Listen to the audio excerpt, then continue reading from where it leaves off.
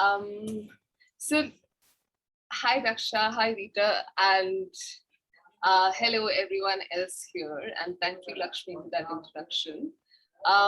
There's a little ambient noise around me, so if any of you have difficulty hearing me, please let me know. Let's jump right into this. We also have a clip from Sari that we'd like to play, but maybe slightly later into the conversation. For now, I know this is also a series on textiles that Daksha Chitra has been doing. So when we met a week ago, both Daksha and Rita talked about how they first met and how this work began to come together. So that's actually a question. I think that's a question many of the people here would like to hear the answer to. So how did this process of collaboration begin for both of you? And what did each of you expect from it? How did it happen? Okay, I will go on this. Well, Rita and I are friends since many years, and Rita's book, the 16th book, Sari of India Tradition and Beyond, she wanted to publish it, and for that she wanted a dance performance with it. So she had called me and I said, look, I right now, this must be, I think, around 2004 or 5, 2005. And I said, look, Rita, I can't do, I have no female dancers. So, and I have all male dancers. So what do we do? And Rita said, okay, I think I am not going to accept no from you. And Rita, her incredible, I must say, her enthusiasm, her generosity, and her desire to share the knowledge. She just came down with Pallavi and just came with all her saris and bags, and she just started showing different wearing styles and colors and the weaves. And so she actually kept on coming. I think, Rita, you came almost 3 to 4 times, right? Yes, 4 or 5 times, actually. Every year, every winter, I was there. So she kept on coming, and my interest started growing. And one day she rang up, which actually really sealed the whole thing. She said, Daksha, the weavers are burning their looms to cook their food on it, and we have to do something about it. And I was so moved that I mean, the situation of the weavers to this extent is bad. uh, I had no idea, and then I decided, okay. And once I decided, I I should say Devisro and I decided to go for uh, going into the research and eventually making a work. um, all the girls started coming in our lives. So, that's how whole thing began. I had wonderful people, girls coming, and the whole research work happened. And then Rita started giving me the information about different weavers, different villagers. And it so happened that I had no idea that I'm living so close to a weaving village in outside Trivandrum. And when we went there, the whole group of dancers, we went there, and it was absolutely, for us, it was such an experience to see the whole process happening. Somebody's spinning, somebody's carding, somebody's weaving, and they're putting some flowers in those white cloth. uh, Eventually, obviously, when they make the borders, it becomes sari. And it was so fascinating. And then the whole research work of going to different weavers, different and then we started going around to lot many places, which actually Rita started suggesting. So she is the what you call my biggest inspiration.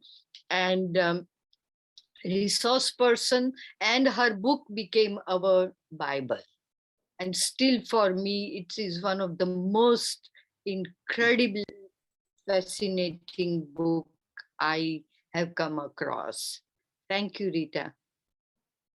And what your question is, what do we expect from this? So when Rita and Dave and I started working, or when actually we think of making a research into a dance production, I must say that there is no expectation. The joy is the journey. The joy is the research, because I'm learning something which I have never known before. So in fact, all our work that we have done, the driving force is also the desire for knowledge, desire for knowing something that you don't know, and to walk into complete unknown territory. And for me and Dave, it is a complete joy. And I'm sure whoever is into research work, you don't have a what I will get is not a big issue for us. I enjoy, actually the most enjoyable part of the journey is when you are doing research, when you are meeting people. Like I remember the visuals which are coming to me, that the on top of the looms, they have weights, they have potlies hanging, and different weights where they press their foot thing, and the potlies go up and down, and it was absolutely amazing sight to actually watch the whole process happening. Rita? Yes, basically, I don't think I had any expectations. I just, we had completed the work. Whoever would read the book would read the book, but it needed a wider audience without necessarily the words to share it with.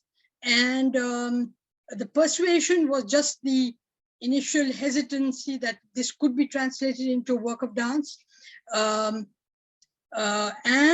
that I was completely sure that it needed only the musical support and no words. They did have a ticker tape later for the processes that were involved, and just to lead the audience and create their enhance their level of interest, shall we say.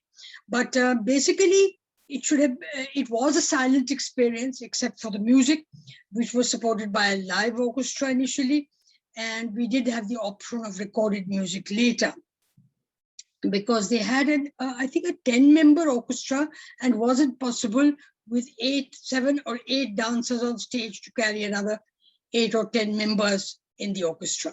So, slowly, as they began looking into the processes and they began to get enthused by the subject, they started translating it in movement. And what was beautiful was that, and I tried not to interrupt at any stage. That was my saving grace, shall I say, that not to stop them from their explorations, because it was another language in which they were the masters, and I left it at that. They were expressing themselves to see how best it would be translated in a dance, in the form of a dance. And that exploration of the movement, the exploration with rhythm, with other sound support, was their way of exploring the theme and making a storyline out of it, and making it something that had become theirs and was not mine thereafter. I think that explains the beginning.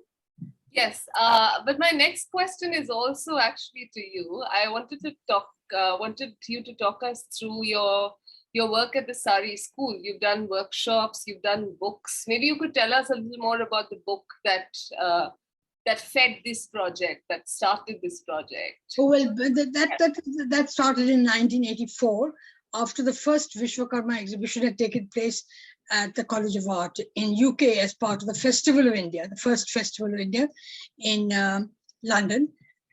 And Martin Singh, who was the curator for that exhibition, was at that point the director, the youngest director of the Calico Museum of Textiles in Ahmedabad. And he was being commissioned to do the first Festival of India exhibit. And maybe 400 or 500 textiles were commissioned, and only 240 or 50 were, he thought, were, and we all agreed that they were worth exhibiting at an international level. And that's where our eyes got trained to excellence, basically.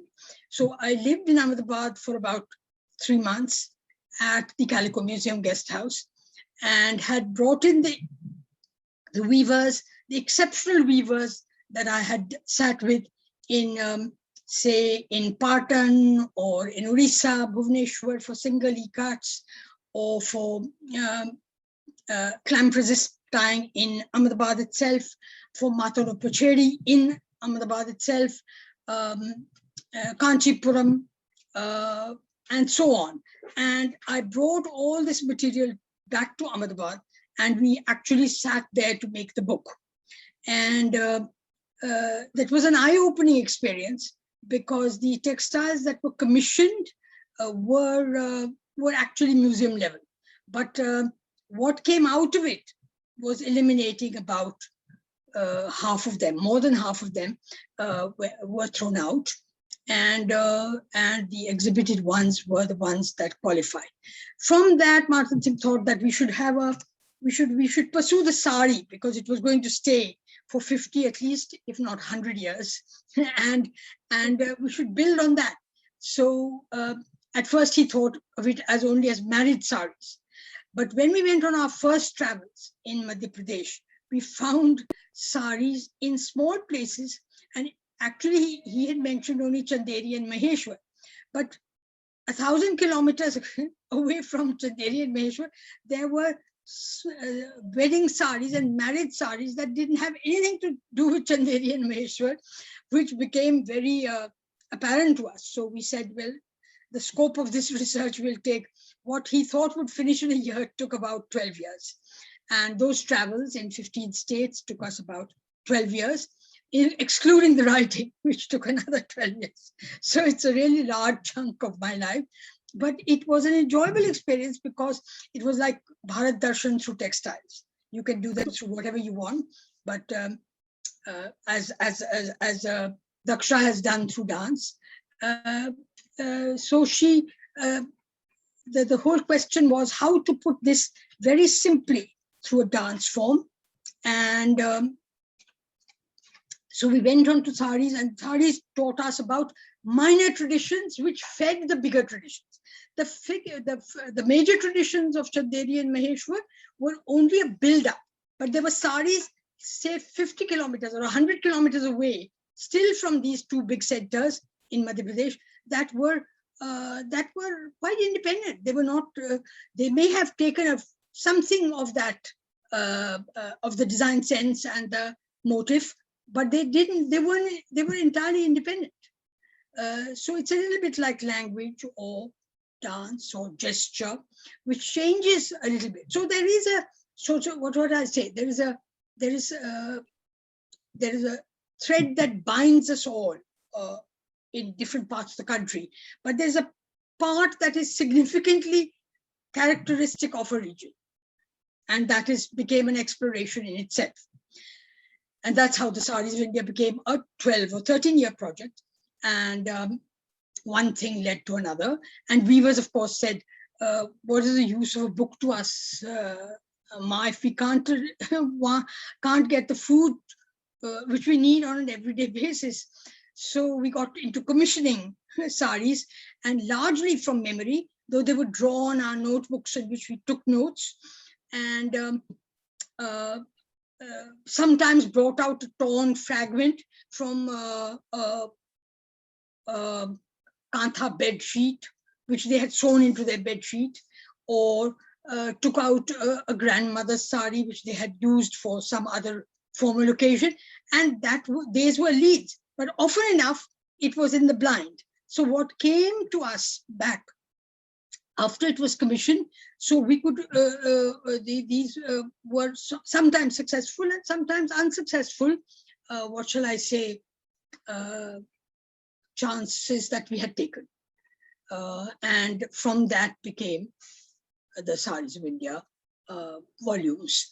There were 2 volumes before this one on 15 states was published. And so it was fascinating to find a way to express all this in a form that was not going to use words, because words were going to make it a very large thing, unless we had used film. But we didn't have the budget for a film, and the photography was taken while we were traveling. And in fact, the wearing styles were taken mostly in the dark inside rooms of a hut, often without any without a flash. A flash went off on when you actually clicked the camera. In those days, you didn't have the sort of ultra cameras you're using today. And they were the focus, etc., was taken just by chance. And then we had these pictures to go on, which were translated mostly into drawings by Pallavi, my colleague. And then only the back end view, front view we took. So this was a fascinating exercise. And I think, as I said before, Daksha and Dave and their group made it something of themselves, for themselves, to explore and how to translate it into a dance performance. And I think it's been the most expressive. I've seen 2 or 3 others. I think it's most expressive because it really goes through the whole process of how cotton or silk is taken from its inception, cleaned, combed, carded, and spun, hand spun on a charkha, and how the dyeing takes place and their expression of color, and then culminates in the coming together of all these elements in the making of the sari, with its body, its borders, and the 2 pallus, which originally were there, and they have far more weight than the body of the sari. And anything that creates weight is really created by patterning, or heavier or greater number of threads of color to create the weight that you need of the drape. And all dance forms, in any case, had wearing styles that were very appropriate to the dance. So there was the Bharatnatyam and the Odissi and the Kuchipudi and the Mohiniyattam of Kerala. And we explored all these as well, because they were very much a part of the wearing movement. And we explored the movement of the wearing as well as the worn end product. Thank you. Daksha, did you have something to add to this? Yeah, see, when a subject like this, which is so vast and the information is so endless, for us it was quite a challenge to how to translate this into a more or less a storyline, because at the end of the day, a dance work or any presentation of art on the stage has to strongly tell the story to be able to audience to engage. I must say, when we performed in 2010, which was our first draft, I and they were not at all happy. We did it because there was a reason for it. And we wanted to see ourselves. It was more or less for us rather than the audience, because Sangeet Natak Akademi had asked me to perform perform, and I thought it was a fantastic opportunity to do it. And that's where we went back to the studio and started doing more research work, more meeting people, more meetings with Rita. And then the lot of music came along. We had also Kabir's poetry woven in the show. Lot of completely different elements we added, and I think the work became very exciting. I think it's a very exciting work, seeing the what you say, the sari, because everybody can associate with it, and especially the colors, the wearing style. Oh, it was such an amazing time for us to create wearing style, and Rita had shown us so many wearing style, so that took us actually quite a long time. I don't remember the time frame, but I think we experimented with different wearing style for almost a year, and then came to bring down, or to edit your own work and bring it down to the minimum, was also quite a challenge, because you wanted everything in it, but obviously you have to edit. And I think towards the end, the work became, I think it became very appealing, and we were able to tell the story that audience understood and enjoyed. And I think Davis Rose music um, was absolutely an incredible support to us. And when what we started doing, like I remember we started doing the show also in Ahmedabad, and I think one show in Paris.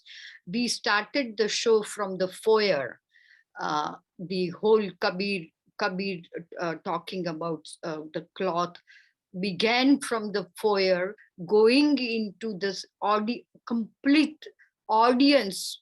The singers will be all over the audience, on different parts of the audience, completely making a song, and then coming on stage, and then it be till the end. So the whole show started, now becomes from the foyer to into the audience, onto the stage.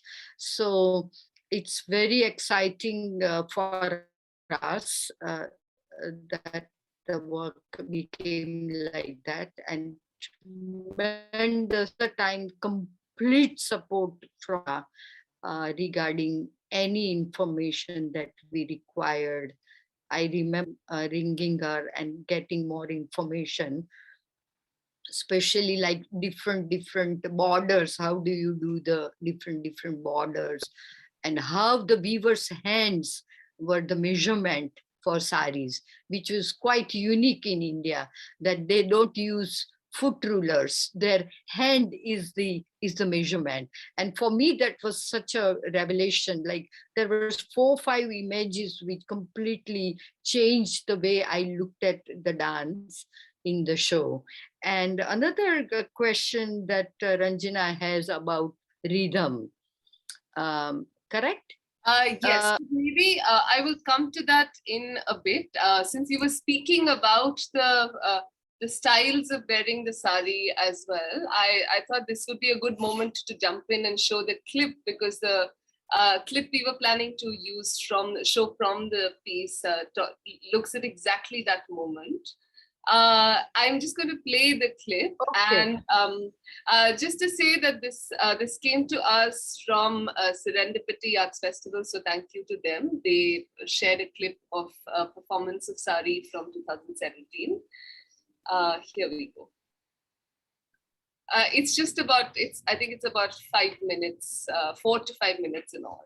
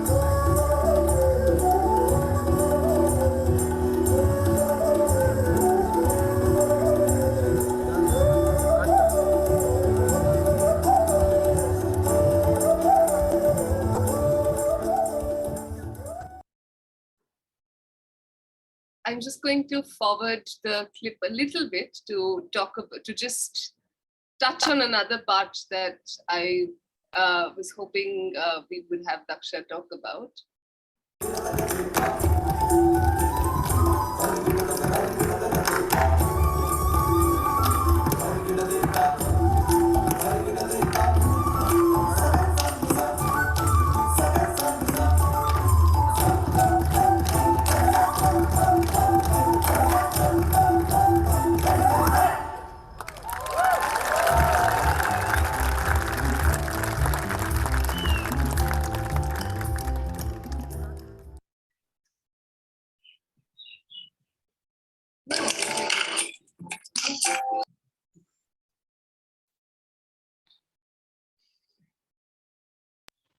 Yes, that was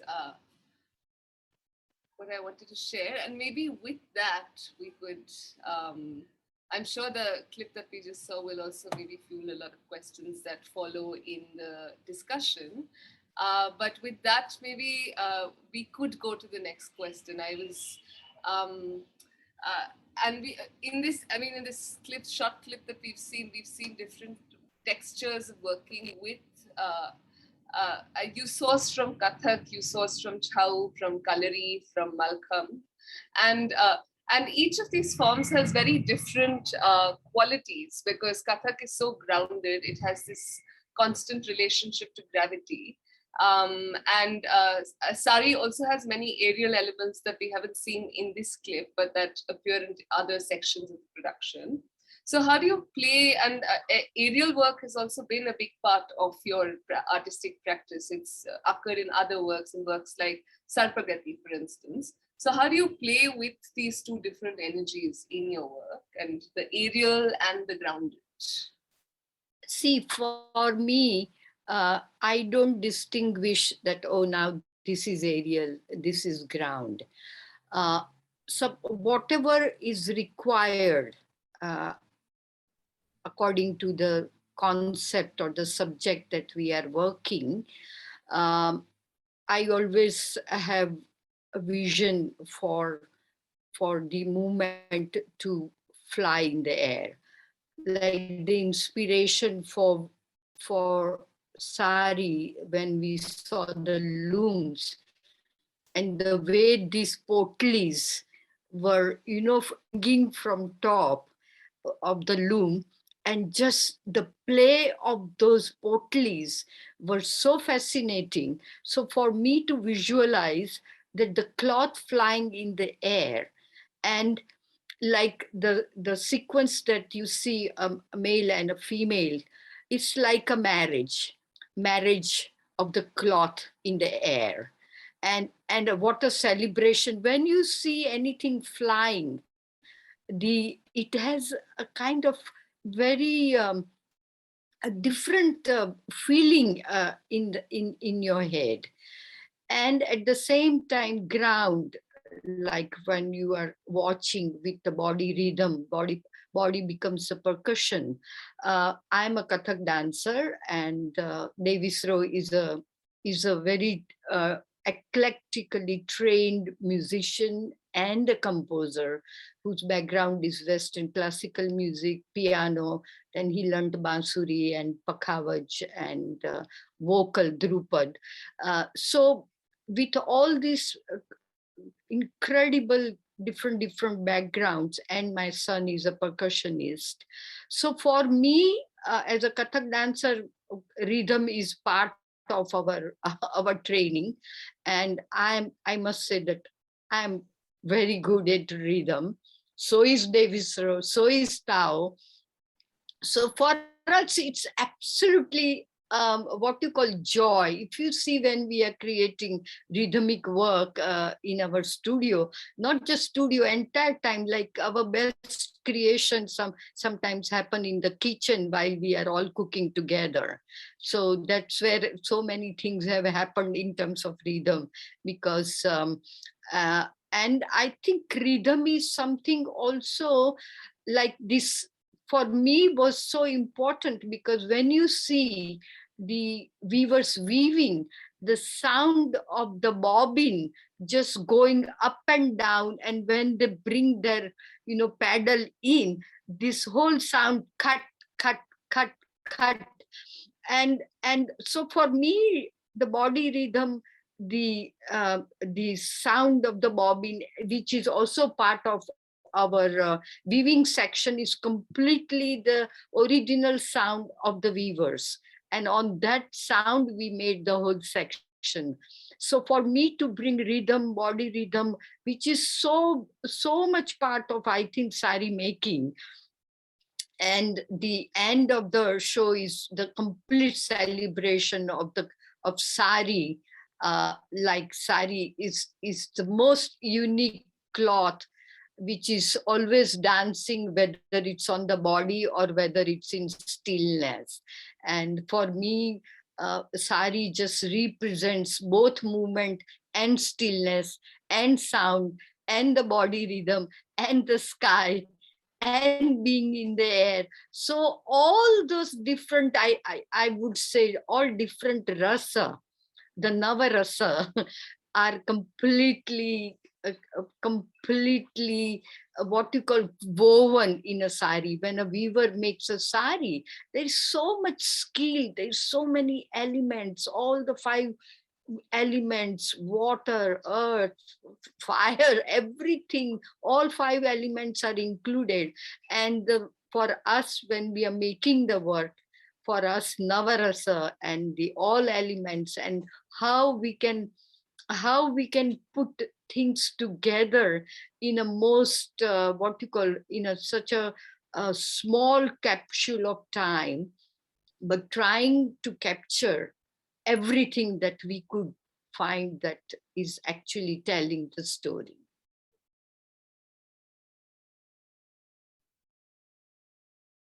Thank you. We have about, I think, 20 to 25 minutes to go. We also started late. I have one last question, Rita, and then maybe we can move on to taking audience questions. I was wondering if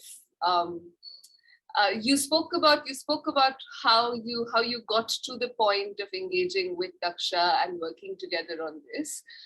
And now I want to ask you, do you think you've taken anything back from the work? Do you think this performative visualizing of the sari, and I think in what she just said, for instance, what she was saying about the potlis and how they connect to many of the principles in dance, it's quite interesting how the same movement ideas and qualities can exist across practices. So I was wondering if there's anything you've taken back from this process and into your work.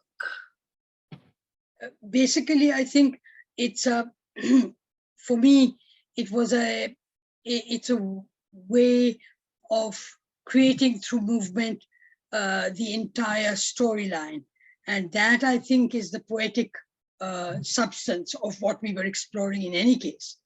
And to that extent, it gives me back what I had looked for. And it wasn't my language of communication. It was hers entirely, I would say. So I take back basically speaking of things in a different language, which is far more poetic, far more appealing to an audience that doesn't know the subject, but introduces them to the subject in a way without words that words cannot do. It's only the textile lovers who will go to read a book like this. But a general audience will get very excited about it. And they do. And I think everything one has done since the publication, including the Sari Dance Theatre, has contributed to the greater interest. And you see it visually now, how 19 and 20-year-olds are wearing the sari. And I really don't care of the way they wear it, as long as they make it their own and style it for themselves.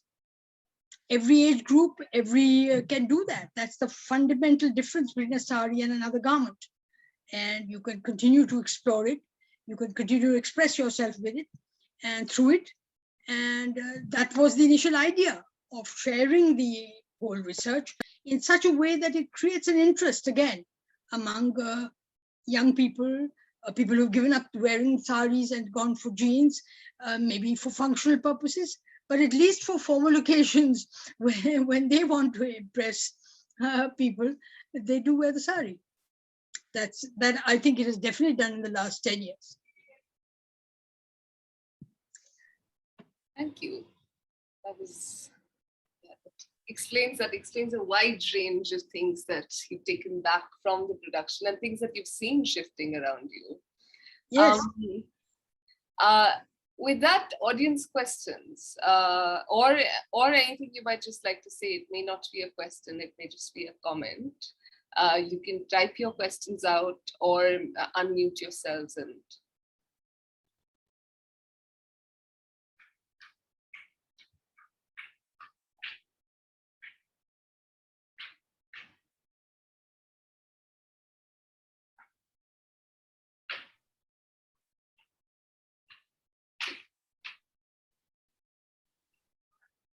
You know, all the panelists are really nice people. So please ask away.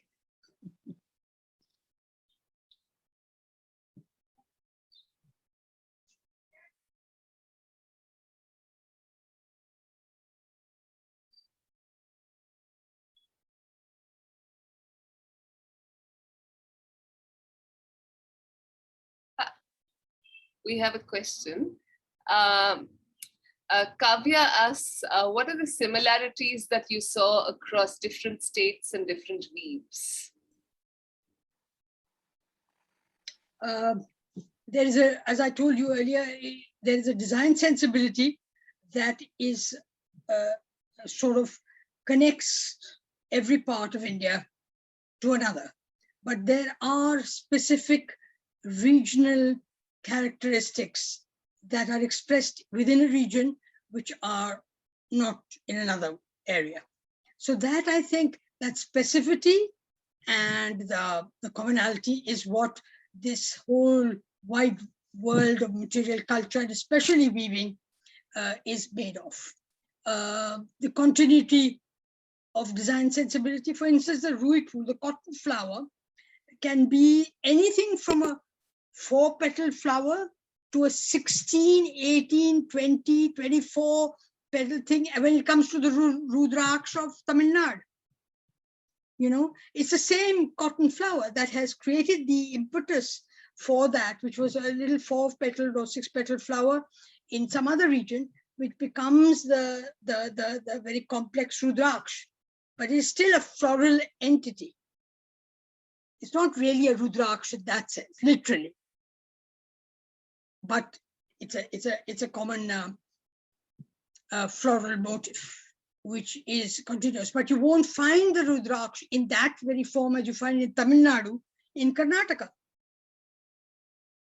or you in Andhra, for instance. That's the specificity that changes.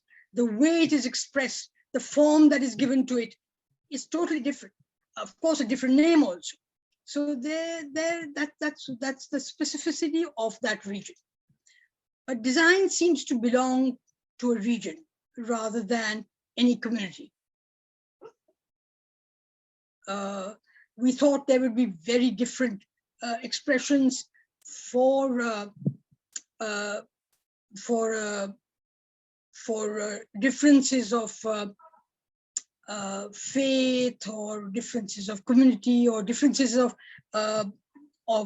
where they are in the social ladder. But that was not it. From the cobbler's wife to the sonar's wife will be wearing almost the same motif in a region, within a region.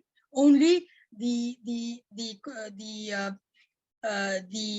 goldsmith's wife will be wearing a very fine cotton with a pure silk border with zari. And the cobbler's wife will be wearing a yellow coarse cotton thread instead of the zari. So it's almost the same motif, but it's expressed in different materials.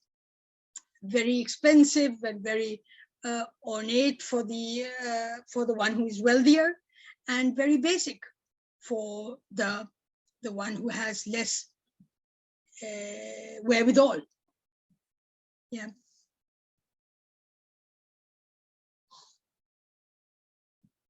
That was quite fascinating, actually. I didn't. In many parts of India, you cannot say who is a Muslim or a Hindu. They're wearing almost the same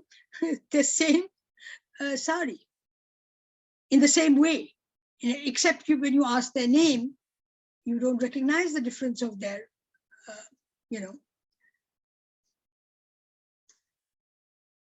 Thank you, Ṛta, for that. That was very fascinating to learn. Yeah. There's a comment from Sunil Pratap. Says that this has opened my eyes to an everyday, to something I've seen since childhood, and that they would like to delve deeper into the subject of the sari. So thank you to both of you. May Jacob asks, Kerala has a tradition of austere design sensibility compared to the rest of India, and we tend to get lost in the rich display of craft and artisanship from across the country. So what did you find unique about Kerala weaving traditions? And are there any similar draping styles like the set mundu that women wear in Kerala? First of all, we don't know whether the sari was a two-piece originally and became a one-piece, or was it one piece that became two-piece? I cannot say that. And we should leave questions we cannot answer, as I do not know. For whatever I tried to find out, they couldn't say whether it was originally this and then became this. But I think the set munda was very interesting because it's not only two-part, but it always had only black and the maroon red of the sindoor, which is really burnt, what shall I say, haldi. When you burn haldi, it becomes kumkum. So at one stage, and if you make it darker, still it will become deeper brown and then black. So these three were the three austere colors that they were playing with in the borders and in the pallu and the arrowhead patterns. And that was very interesting. And until we reached the point in which it touches the tribal areas that are joining Tamil Nadu. And that's where the first sense of colored saris came. And when I asked, how did suddenly color come into these saris, which were usually worn by tribal women? And they said, oh, that's the influence, that's the influence of Tamil Nadu. You know, as something like a derogatory statement. But it wasn't that. Basically, tribals had less sense of this austere white. White, basically, I would like to say that white was the color of India. Color was difficult to extract from natural materials, whether they were plants or minerals or whatever, the barks, and they were usually only used in the borders or in the pallu of the sari, because they were much more expensive to use also. So color came in as a huge expression of the transition from no color to, in fact, wedding saris of North India, which we saw also in most parts of Madhya Pradesh, Uttar Pradesh, Bihar, were white, and they were just stamped with haldi or dipped into haldi and worn for the wedding, and then allowed to wear off and become white. In fact, in Kerala too, they had this haldi splash on it. Chemical dyes came in the 1860s or 50s, and with the British. And once they came, they became an expression of climbing up the social ladder. So people took to them because it was so available, widely available, that people took it as a way of climbing up the social ladder. Today, what plastic zari is doing to most areas is also doing the same. People want to use more of it. And it's an expression of moving up the social ladder. If you can have more of that visible gold, whether it be real or not, is immaterial. If you have more zari, you feel you're getting up the social ladder. So it's really not, it's an expression of democratizing society, really.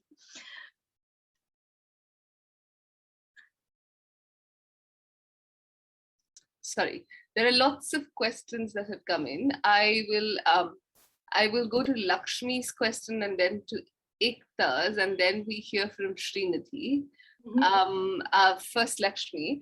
Lakshmi's question is for you, Daksha. She says that you've spoken about the time frame of the process of making this production being 5 years. And can you talk about how you persisted through that time? Okay, so what happens that, like, we will take, suppose, one section, like, say, wearing style, that we keep on exploring that section endlessly till we feel that, oh, no, this is not working, this is not good. And then they withdraw, and the music we will bring in the studio and try it out, and then we are not happy. I remember the the section that we did with the hanging sari TaanBaan, which is in the show, I think we did around 7 to 8 versions of that. And also we must have torn at least 40 to 50 saris. Rita kept on supplying all the saris and we kept on tearing. And I have kept all those torn saris because some of the saris that Rita sent me to do rehearsal, they were so beautiful. I could not use it for the dance rehearsal.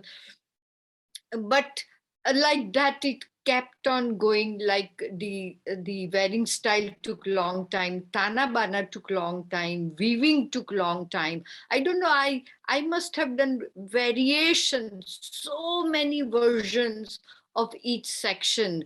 That suppose, let's take, say, the carding. How do I show carding which does justify the real carding that happens in the weavers or wherever they are doing carding? How to bring that on the stage in a dance sequence was quite challenging. So each section took quite a while, and see, the thing is, I'm never in a hurry. See, I have nothing but time in my hand.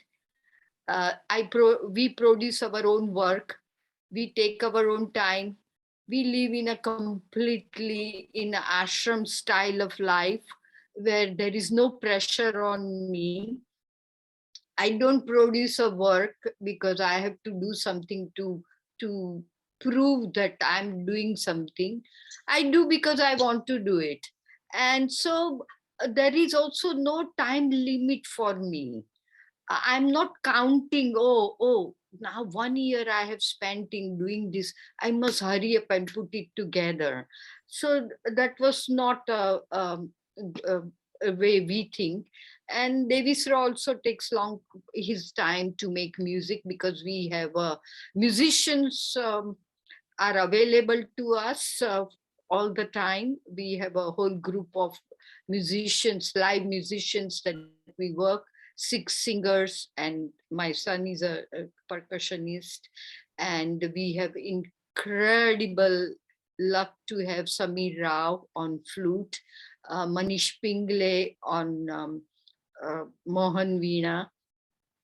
So, we are also very, very lucky to have incredible resources. So we have a whole team of resource. Music is there, Rita is there, dancers are there, and these dancers are employed by me throughout the year. I don't employ just for 1 month or 2 months. They are employed throughout the year for us to rehearse, and they also enjoy.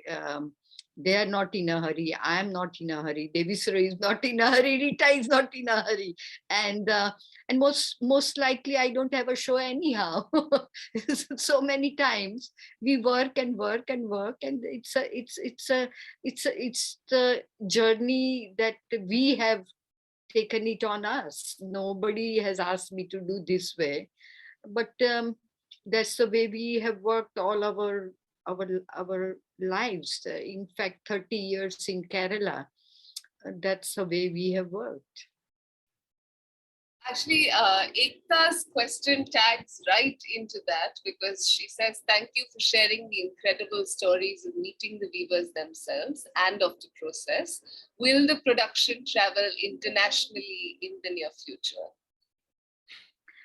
Well, I hope so. That after COVID, hopefully 2022 and 2023, I hope it travels. And if you know somebody, you can suggest our name. We are more than happy to present it in India, outside India, and the weavers in Kerala have become my friends, and I love going to their house. I just go to their house and sit with them, eat with them. And so I enjoy that through the work, I have made friends. Thank you. Just to say, we have Srinidhi next, then Aditi, Madhunisha, Mehak, and Lakshmi. And for now, we will let's assume we take those questions and possibly end based on where we are at with time. Srinidhi.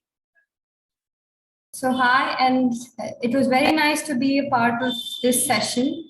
I just have this one question. So we have discussed saris from Gujarat, saris from Tamil Nadu, Kerala, and Andhra also. But I wanted to know how are saris looked into in the northeastern parts of India, as well as in islands like Andaman and Nicobar and Lakshadweep, and the cultures there.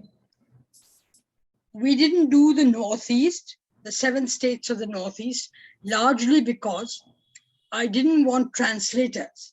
I wanted people in every other state south of Maharashtra. I took 2 people from that state who were conversant in the local language.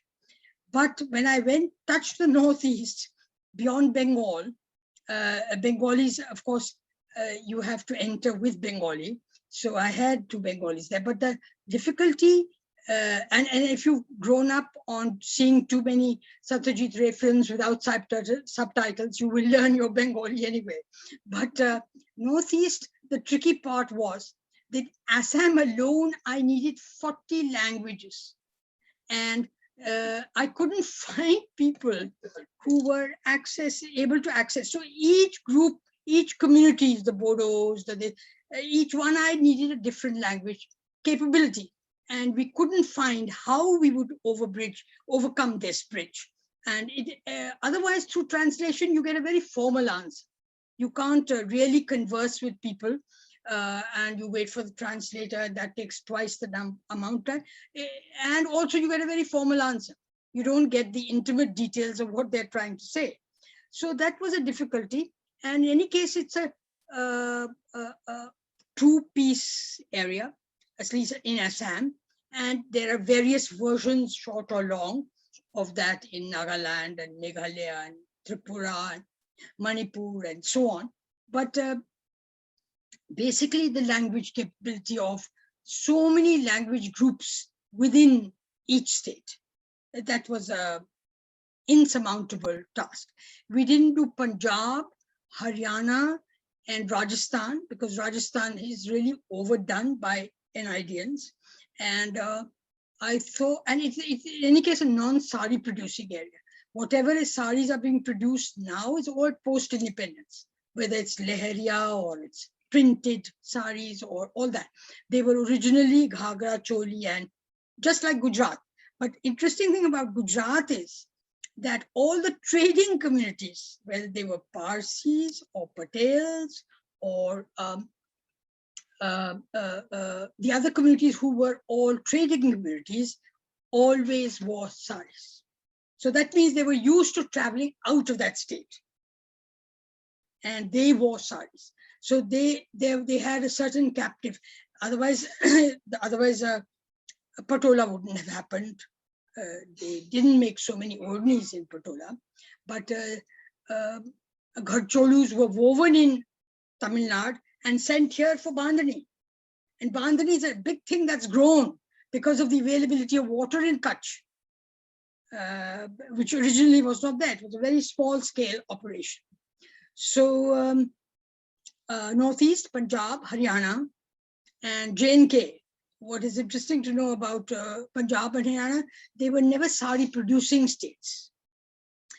They were also had versions of the ghagra and the choli, and the in Punjab versions of Punjab. Strangely, was also a ghagra bearing area before the Salwar Kameez.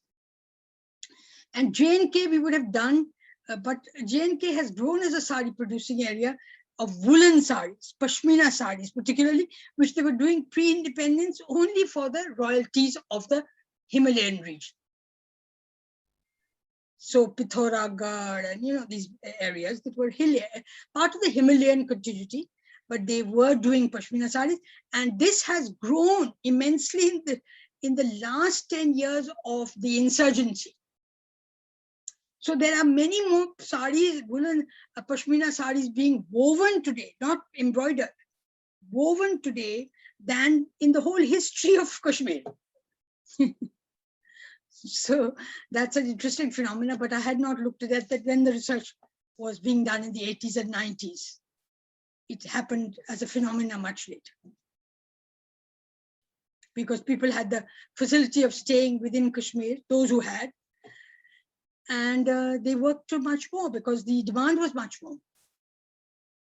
So even in the short winters of Delhi or the short winters of any other region that has a sort of winter, cold winter, will use those saris. And I believe they're being exported as well. For instance, the biggest market for Pashmina shawls, you won't believe it, but is Ahmedabad, where you can hardly wear one of those Pashmina shawls. But a lot of expatriate Indians come to Ahmedabad and they want the Pashmina shawls. Embroiders as well as woven. So these 3 or 4 states we did leave out, and the Northeast. Somebody else will have to do it. We always felt that, this is the beginning and somebody else should walk the path to go dig deeper, who has the language of the area.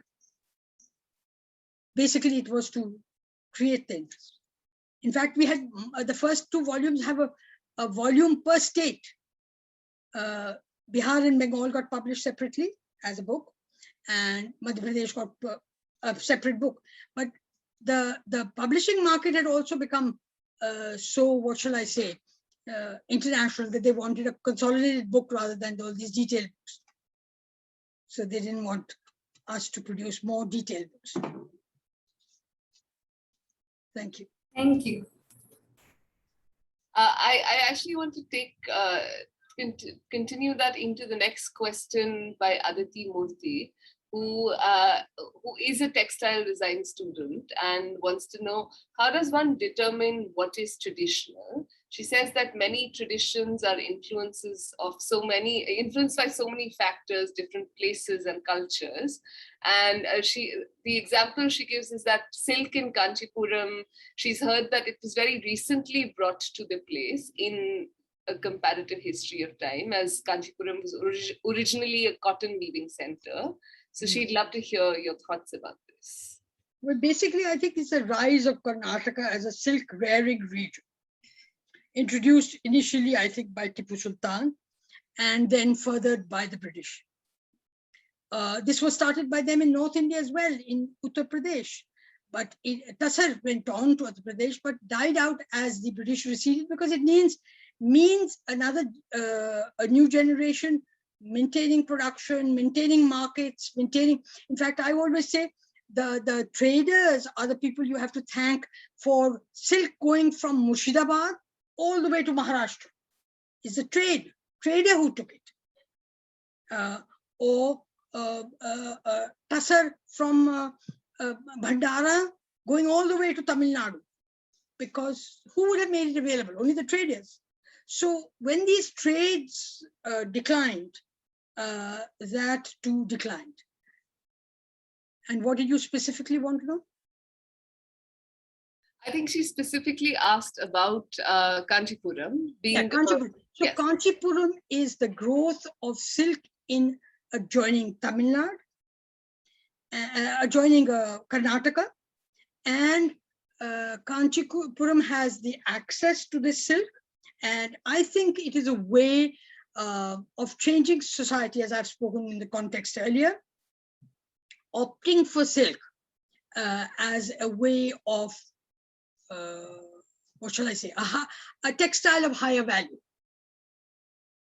With silk, more gold, because how much gold was there in the cottons? There was very little gold. So it is a social change that is taking place in society as well. And the growth of the industry, when I first saw it in the 80s, was a lot of cotton and silks. But what is interesting about the silks at that time and the silks of now, there was a 50,000 or a 1 lakh sari even then from Kanchi or from Banaras. And there was a 5,000 rupee sari also. And there was a 500 rupee also.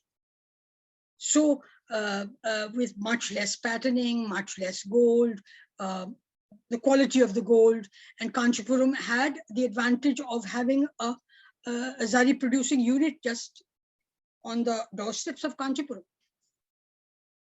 So I think it was an expression of social change and the access to silk from Karnataka, I would say. I'm sorry. So it doesn't suit the climate, I might say also, of Kanchipuram or Tamil Nadu. I sometimes wonder how they could wear 9-yard silk saris in that heat of Tamil Nadu. But anyway. I'm so sorry to interrupt the discussion, Ranjana, before you go on to the next question. I just want to do a quick time check. We are at 5:17. So if all of you are, how are you placed? And if you can take one more question, or if you're tied on, we can wrap this session up. I'm leaving it up to the panels. Take one more question, I think. So maybe I'll list out all the questions we have. We have a question about natural dyes and how natural dyes change to chemical dyes. And also a question about, was there any state where it was difficult to trace the actual history of practice because of migration or other factors? Maybe you could just quickly touch upon both these questions. Well, migration has always taken place with wars. In fact, weavers were taken as bounty by kings who won the what shall I say, the war. They were taken as bounty to the other state.